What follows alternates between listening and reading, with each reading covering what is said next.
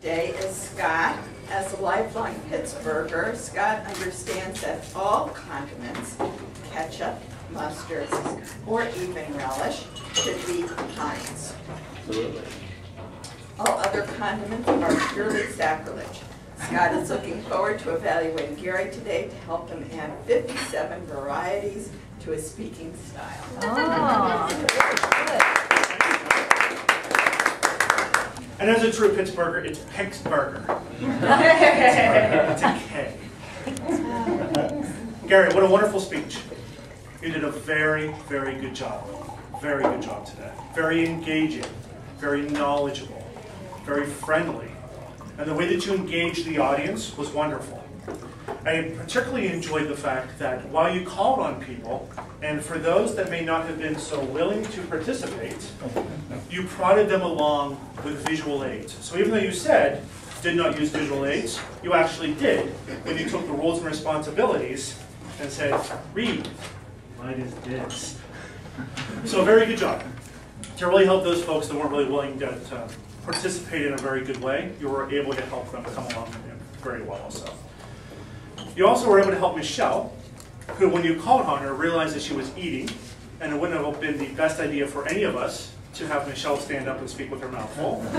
So instead, you described the role of the president. So very good job. The other thing that I really liked about your speech is the amount of knowledge that you tried to convey and you successfully got out to everybody who was here.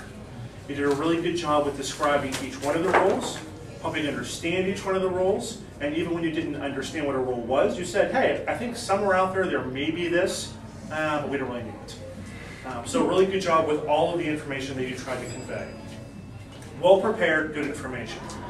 One of the biggest things that you said when you started was, I know the first note that someone's going to make is about my notes. And interestingly, the first note that I made, try to wean yourself off of your notes. For someone who is so knowledgeable and passionate about Toastmasters and about articulators, you didn't need them. You used them as a crutch instead of just speaking from the heart and speaking from your soul of what you knew each one of the rules were. Because everything you read, I've heard you say just in conversation before. So while it's good to have notes up here, actually using them, especially for a speech like this, you didn't need them.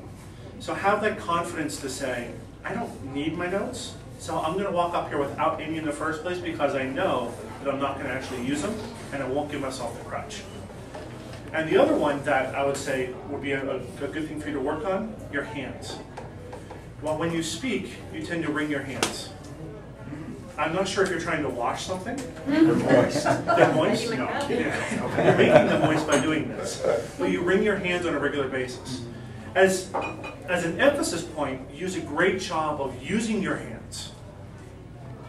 But then when you're just reading, you tend to wring them. So just be careful with the actual wringing of the hands. But when it comes to the emphasizing of points, you do a great job with hand gestures, with vocal inflection, of taking your voice high, taking your voice low. You did a great job with being able to show that you enjoyed what you're speaking about and had great passion for your speech. So wonderful job, very knowledgeable. Congratulations on a very successful speech.